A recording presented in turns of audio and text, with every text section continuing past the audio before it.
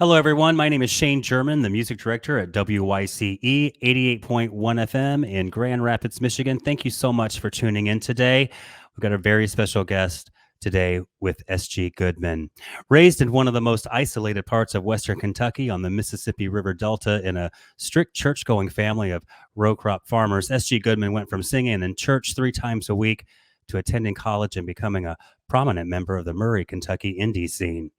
Her new debut album, Old Time Feeling, which is out now on Verve Forecast, was produced by Jim James of My Morning Jacket and is filled with biblical references and Southern imagery like redbirds, cypress knees, and coal miners' sons.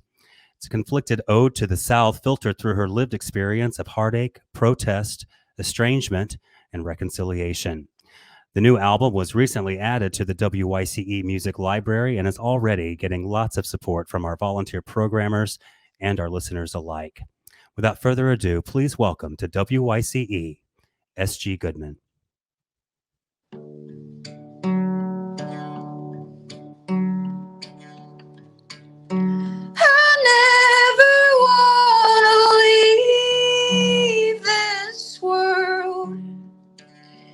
Without saying I love you,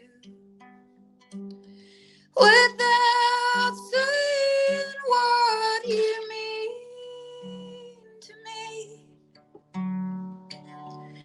you know it makes me happy.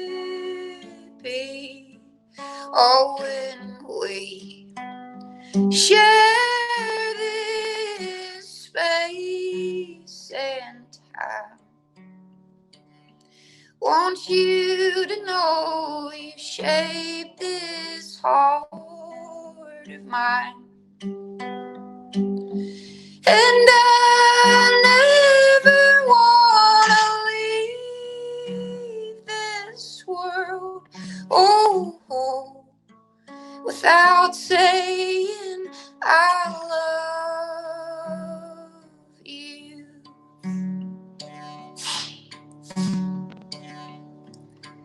Oh, when out in the woods, this picture is clear to me. All my life, to even my enemies, the ones who have loved me, the ones who have tried. The grips on my heart and the grips on my mind. The stranger I passed, my mama, brothers, friends, and my father, they got undercover. I'm telling you now, in case I must go, I want you to know I never wanna leave this world without saying I love you. Without saying what you mean to me, oh, you know it makes me happy. Oh, when we share this space and time, want you to know you shaped this heart of mine. And I never wanna leave this world, oh, without saying I love you. Thank you. Space and Time from the new album, Old Time Feeling with S.G. Goodman. S.G., welcome to WYCE here in Grand Rapids, Michigan. How you doing?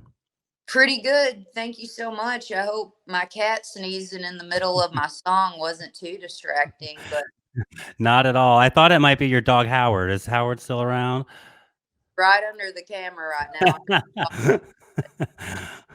The reason why I look like I'd just been, out plowing a field or something, I threw on some clothes early this morning. My cat's been sick, so I took him to the vet, and had an appointment at 8:30 and didn't get out of there. It's over 30 minutes away, and they kept him past noon. So I'm kind of, running back and forth. But anyway, he's a bit of a ham, so I'm sure he did it on He purpose. probably did. He wanted to, to get a little bit of the spotlight there. Exactly. Well, I hope he's feeling better. Thank you. Yeah, he'll be fine. He just likes to, get sick every once in a while, so he gets more attention. Oh, you gotta love cats. You got a dog, Howard. What's the cat's name? His name is Ann Dewey. He's my raging Cajun. Okay. But he's deaf, and it was funny. The vet walked out, and she was like, "He's shaking his head odd. I'm afraid there's." And I was like, "Some neurological problems." Yes, he has neurological problems too. He's, you know, I love him, but I wouldn't recommend people, you know, maybe adopting a deaf cat. It comes with a lot of unexpected surprises, but Yeah. I love him. Well, at least he's with in a good home with someone who's taking good care of him. Oh yeah, he's definitely someone only his mama could love. That's for. That's great. Well, congratulations on the new album. It is absolutely a stunning piece of work. Thank you. I appreciate it. Yeah, it's been really humbling, everybody who's gotten behind it and supported it. And I so appreciate, you guys playing it on your station and having me here today. I really appreciate it. Now, a lot of has happened in the past few months, prior to the release of the album. How are you holding up down there in Murray, Kentucky? Well, I un, until the protest started, I probably wasn't, unless I had to go to the grocery store. I was very isolated. I did not go to anyone's house. I went and sat with some friends outside a couple of times. But besides that, I've really been, sheltered in place. And then, once the protest started, one day I actually drove to Nashville to be involved in one of their protests, and was under the false impression that it was from my car. We would just drive through, and then when I pulled up and there was thousands of people walking, I was like, you know what? I'm going to do it. And so from then on, it's not like we're still, I'm lucky to have friends who are taking this seriously. So we find ways to be around each other, but, remain in proper social distancing for sure. We're taking it very seriously. Can't say that for everyone around here, but, I'm really proud of our governor. He saved a lot of lives with a lot of his mandates, and hopefully our attorney general won't, you know, succeed in taking some of those away as cases are rising. We almost popped 1,000 cases in one day the other day. So, mhm. Yeah, there's also the issue of Breonna Taylor, who actually is from Grand Rapids, so that's got a lot of um, Yeah, I eyes on it down there in Kentucky as well. yeah. Well, I mean, she was living in Louisville, so I've been to Louisville a few times, and you know, just try to stay active. It's beyond me how um, you know that case has not had any sort of justice served at this point. I mean, it's people are not going to stop demanding justice there, and it's very clear cut. It's pretty annoying. Mayor Fisher the other day had the nerves to, talk about John Lewis on his Twitter or Instagram one. It's like, if John Lewis would have been in Louisville a month ago, you would have gassed him too. So, Yeah, yeah, we're pissed. yeah, So, rightly so. Your album covers a lot of territory, whether it's debunking rural stereotypes or exploring your own personal struggles with mental health or OCD, as well as your sexuality. And then also dealing with family and community, and dealing with those people that you may not always agree with, or who may not agree with you and your lifestyle, and your way of thinking, politically or sexually. Um, I grew up in the South as a gay man, and one of the first things I wanted to do was leave. Hmm. How did you personally reconcile not wanting to go to a bigger, more progressive city, and actually staying down in the South and having these more difficult conversations with, smaller towns and smaller populations? And how do you find the strength to do that? Do you get any kind of negative hate from people who may not be as progressive as you might find in a bigger city? I mean, absolutely. And I'll start out by saying, I do definitely believe there's power when it comes to changing the South and rural places if people, more progressive people, people with different ideas, stick around and live those out in front of people.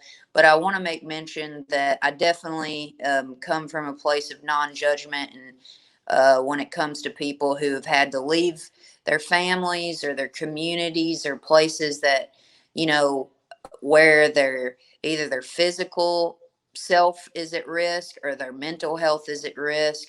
I want to make sure to say that because I'm not an advocate for a person staying in an abusive situation, And Hmm.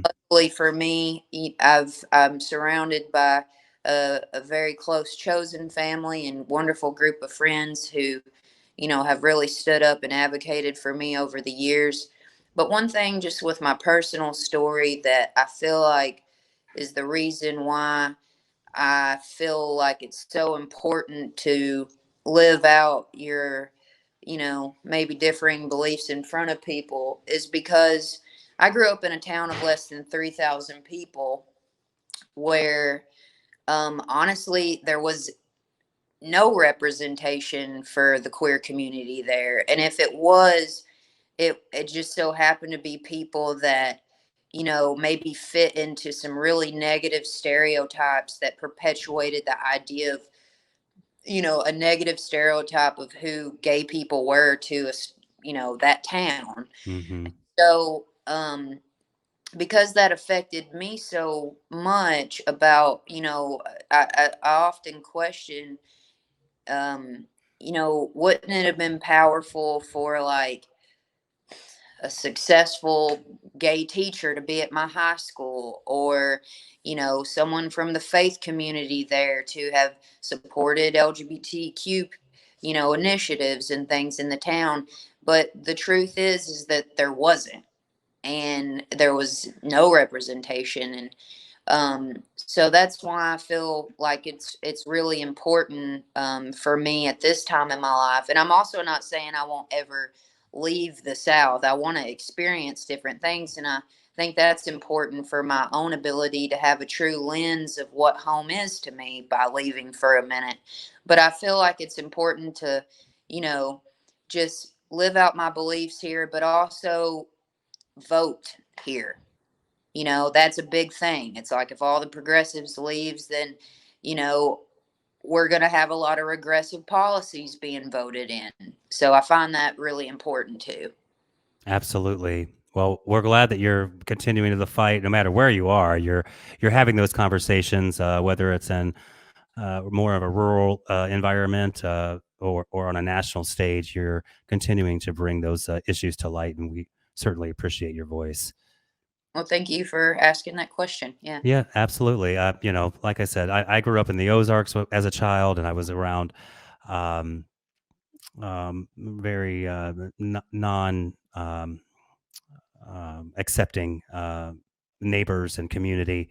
My personal experience is the first thing I wanted to do was get out. Yeah. So there's something to be said, and something very brave about those who choose to stay behind to continue to have those difficult conversations with the people who remain there, Hmm. because that's the only way we're going to make progress. Absolutely. Um, speaking of growing up in the Ozarks and also the Deep South, like I did, I want to talk to you about there's almost like a Pentecostal rattlesnake revival imagery that's contained within this record, which really strikes a chord with me because I grew up around that stuff. I don't know if that was your necessary experience in your upbringing, but even the album cover. What's the story behind the album cover for Old Time Feeling? Well, that's my father, and that's a cottonmouth, and my dad's over 6 feet, so that's a very large cottonmouth there. And that picture, I've actually gotten a little bit of negative feedback over it from people who feel like, that I'm promoting killing snakes or something like that. Hmm. But I feel like actually it provokes exactly what I want this album to provoke, which is maybe look a little deeper into the context of things before you make a judgment. My dad, you know, uh, we grew up, in a very rural place. I'm a farmer's daughter, and my playground was amongst cottonmouths. So he wanted to make sure that I was aware of the danger that was around, and he brought that snake. I might have been 3 or 4 years old when he brought that snake home to show me and my brothers so we could learn to identify one. Mm-hmm. I was a pretty wild child and always catching things and bringing random animals and bugs in a house. And he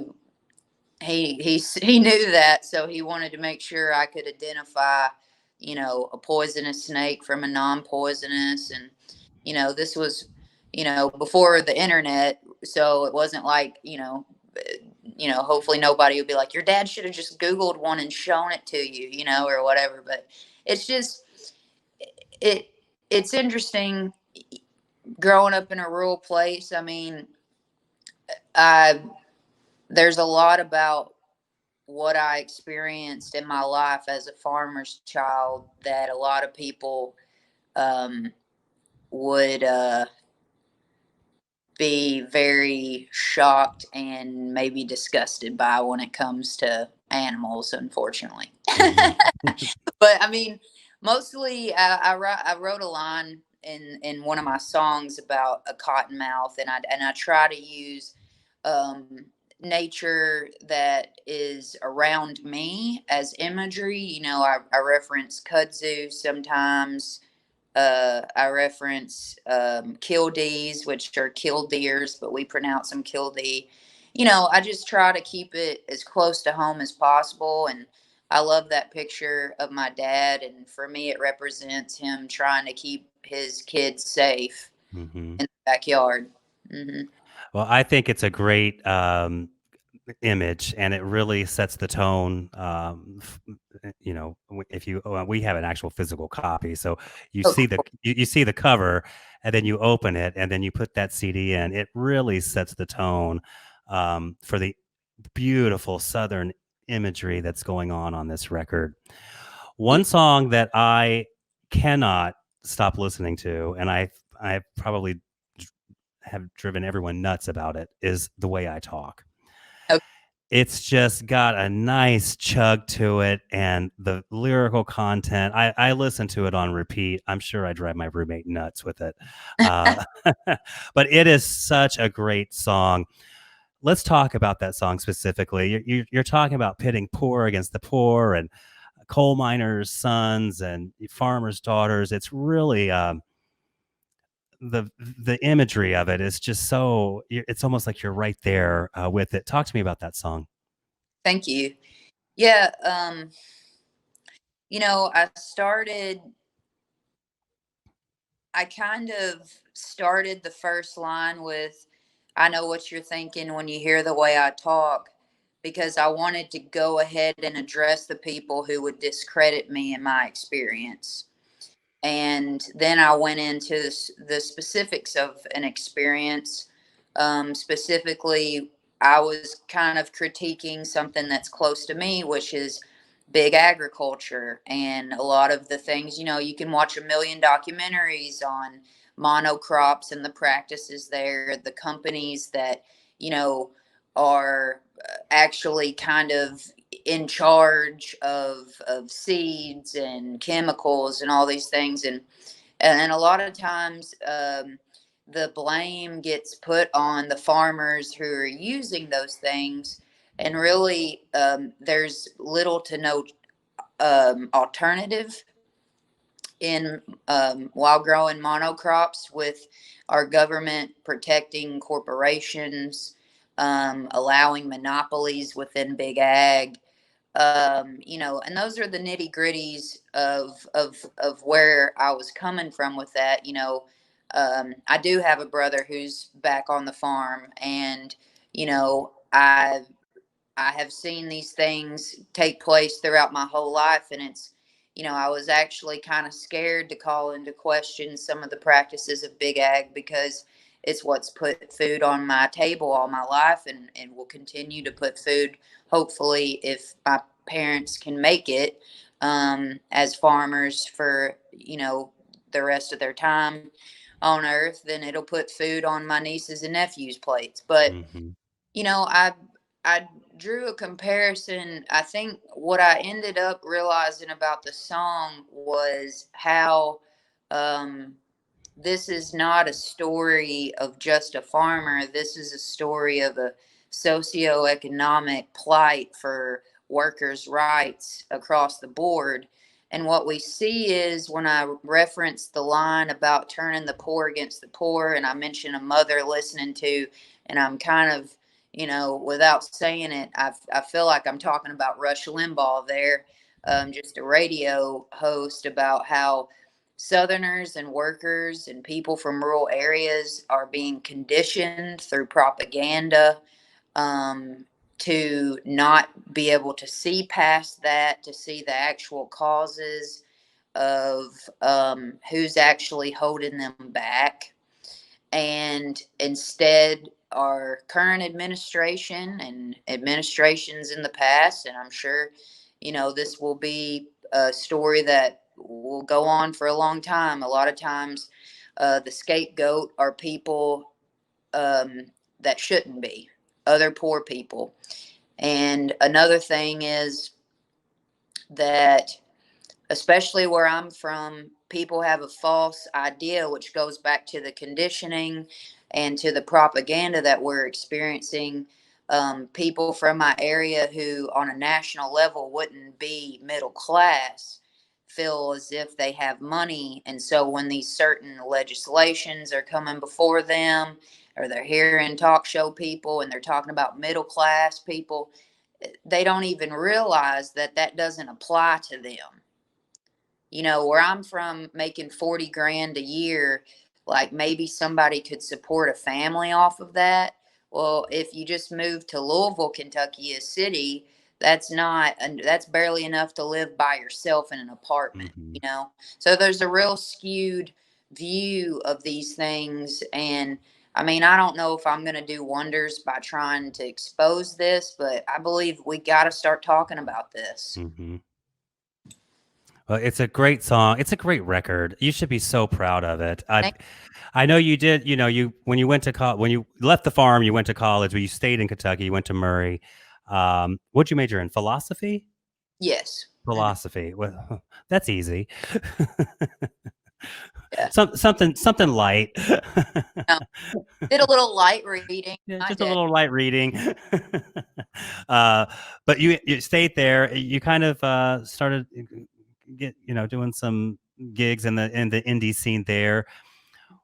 How did that go from having Jim James and My Morning Jacket produce your debut record? How do you go from one step to the other? How does that happen? Well, it's, you know, it actually is really related now that I think about it, because one of my closest friends, Tim Payton, who manages kind of the music hub around here called Terrapin Station, a little independent store, he called me up and said, "Hey, I think you need to check this guy out. He's coming to Murray's campus tonight. He's another a really good Kentucky artist, and his name's Daniel Martin Moore." So I went to the show, and you know, there was a few people there, but it wasn't crazy. And I got to talk with him afterwards, and I just invited him. I said, "Have you eaten dinner?" And we walked across the street and grabbed a bite, and we became friends. And a year later, he would call me up and ask if I wanted to be a part of the Pine Mountain Settlement School sessions in Harlan, Kentucky, which has a long history of, I definitely know that going to Harlan County, coal country, has a large, very deep, rich history there with workers' rights and such. Hmm. Encourage any listeners to go to YouTube and watch Harlan County, USA. That is one of my favorite documentaries of all time. It is so good. Very powerful. Um, and it's so odd to think that, my dad was in high school when that was happening. Like, it wasn't long ago. Mm-mm. That was not long ago. But so I, I was involved in the Pine Mountain sessions, and it turns out that Jim was a contributor as well. And I figured out that Daniel, Martin Moore, and Jim were friends, and I left the mountain with a little dream in my heart that if I make some demos that I'm proud of, I'll try to get the nerve to ask Daniel to send them along, and that's what I did. And I was working at a taco shop in Nashville, Tennessee. I got a wild hair up my ass and just went and lived in Nashville for about 6 months, but very expensive place, so I had to Mhm. get a job immediately. But yeah, I was sitting out about to start my shift and got a message from Daniel saying, "I'm linking you and Jim into an email." I worked so fast that day. Yeah. That's incredible. I mean, what a story. I mean, just to go from almost, this rural thing, just minding your own business, doing you, and then it's just like that, and to produce such a beautiful record in such little amount of time. I can't wait to hear what you do next. I really can't. You recorded this album at La La Land Studios in Louisville, correct? Yes. Yeah, I read that you said you needed three. You were there because it had three things: a creek, a big porch, and a kitchen because you like to cook. Yeah. Yeah, absolutely. No, it's a great facility, and it before it just switched hands right before our session. But Kentucky great, uh, his name's Kevin Ratterman, who actually mixed and mastered this album. He started that studio, and it was just so cozy and warm. And I'm neurotic, and I need to be able to walk away and make somebody an egg sandwich. Yeah, yeah. Well, do you mind if we hear another song from you? I don't. Let's grab this guy back.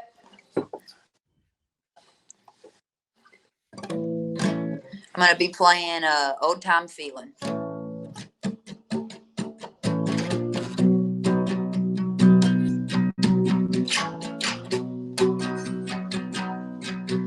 Oh, and my soul can't afford those city lights. Not with the sickness in the countryside. Not with the wound that we left open wide. Oh, believer, you be the healer. Can't hear the peace train with that cold train gunning. To keep the peace, you'll keep that cold train running. I'll find a way to keep those paychecks coming. Ah, ah. Even though they say we're not there quite yet, we're not living in that old time feeling. We're not living in it.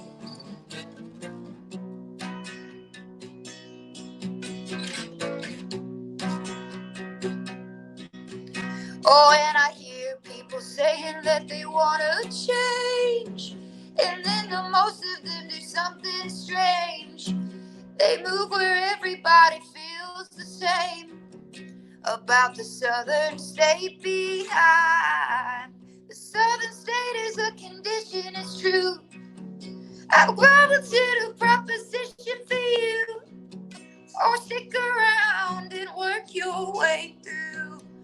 be the change you hope to find. Even though they say